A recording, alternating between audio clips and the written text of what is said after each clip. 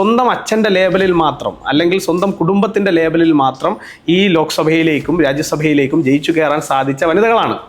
അല്ലാതെ താഴെത്തട്ടിൽ നിന്ന് പണിയെടുത്ത് കഷ്ടപ്പെട്ട് ബുദ്ധിമുട്ടി ഇപ്പോൾ കോൺഗ്രസിനകത്തുള്ള ചില വനിതാ നേതാക്കന്മാർ പറഞ്ഞിട്ടുണ്ട്, അതായത് പണവും ശരീരവും കൊടുത്താൽ മാത്രമാണ് ലോക്സഭാ സീറ്റ് ഉൾപ്പെടെയുള്ള സീറ്റ് കിട്ടാൻ സാധ്യതയുള്ളത്. അങ്ങനെ കഷ്ടപ്പെട്ട് വന്നവർ ഇതിനകത്തില്ല. അപ്പോൾ അവർക്ക് വേദന ഉണ്ടാവില്ല.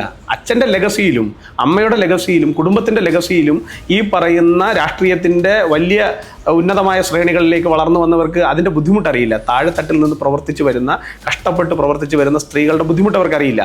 അപ്പോൾ ആ ലെഗസിയിൽ വന്നവർക്ക് സ്വാഭാവികമായി ഇതിനെ എതിർക്കുന്നതിൽ തെറ്റൊന്നും കാണുന്നില്ല. എന്തുകൊണ്ടാണ് പ്രധാനമന്ത്രി മാപ്പ് പറയുന്നത്? പറഞ്ഞാൽ രാജ്യത്തെ സ്ത്രീകളെ എതിർക്കുന്ന ഒരു സഭയുടെ നാഥനായി അല്ലെങ്കിൽ സഭയുടെ നേതാവായി നിൽക്കുമ്പോൾ അദ്ദേഹത്തിന് സ്വാഭാവികമായ ഉത്തരവാദിത്തമുണ്ട്. അത് പറയേണ്ട ഉത്തരവാദിത്തം അദ്ദേഹത്തിനുണ്ട്. അതുകൊണ്ടാണ് അദ്ദേഹം പറഞ്ഞത്. അതിൽ നിങ്ങൾ വിഷമിക്കേണ്ട, അതിൽ വിഷമിക്കേണ്ട ചില ആളുകളുണ്ട്, അവർ വിഷമിക്കപ്പെടും. അതിന് രാജ്യത്തെ സ്ത്രീകൾ തന്നെ അവർക്ക് കൃത്യമായ മറുപടി, അത് ഏത് രീതിയിൽ അവർക്ക് കിട്ടേണ്ട മറുപടിയാണോ അതേ രീതിയിൽ അവർക്ക് കിട്ടും. ഇപ്പോൾ ഏതാണ്ട് എല്ലാവർക്കും ചങ്കിടിച്ച് തുടങ്ങിയിട്ടുണ്ട്.